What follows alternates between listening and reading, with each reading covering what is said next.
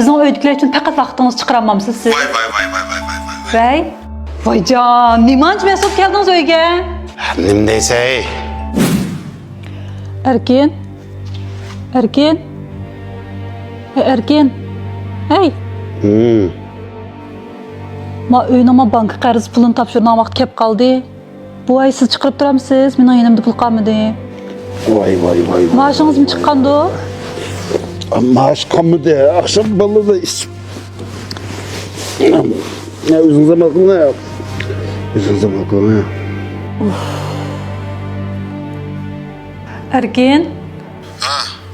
Ma apamdan faqat mijoz yo'qtirdi, qarang. Men faqat ruxsat so'rayapman ishdan. Sizning vaqtingiz bo'lganki, men apamni bir doktorxonaga olib borib kelamsiz.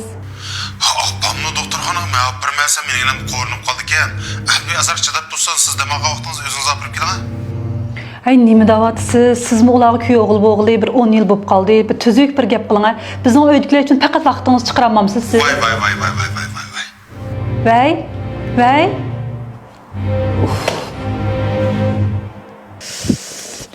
Ma uyning so'qliqini. Ay Erkin, ma par belgilimni 15 kun bo'lib qoldi. Ma uylar faqat istimayotdi. Ma parlarning bir gazlarini chiqarib baqsangiz bo'lmamdi. Ay musab ko'rasiz adamni kayfiyatini buzib. Ay bu yerdagilar desek ular o'zini o'ngshab qilib turdi. Shunchalik ish qilmadan avr qilamsiz. Ay. Ma'qul. Buningki ish olsa sizni izmay, bu yerdagilarni izlayman. Ay Erkin. Siz ishdan tushdingizmi? Ay, yapmaz oldular. Men ishdan tushib hozir bek muhim xaridor bilan to'xtam tuzgul keldim. Men hozir xaridorni saqlayapman. Siz bugun boldiroq uyga berib, abalning darsiga qarab turamsiz. Natijasi bek oqid qavatidi. Vay. Tak siz ishdan tushibdingizmi?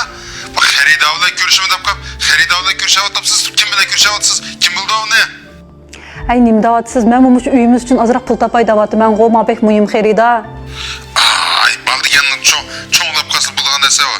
Vay shazlig'ina, baldiganning birdam oldiman, birdam kelingman ashda cho'ngildi bu. Mana do'stlarim bilan kart o'ynayotgan. Baldu qaytmay o'zingiz qilay. Qo'sha qo'yatdim.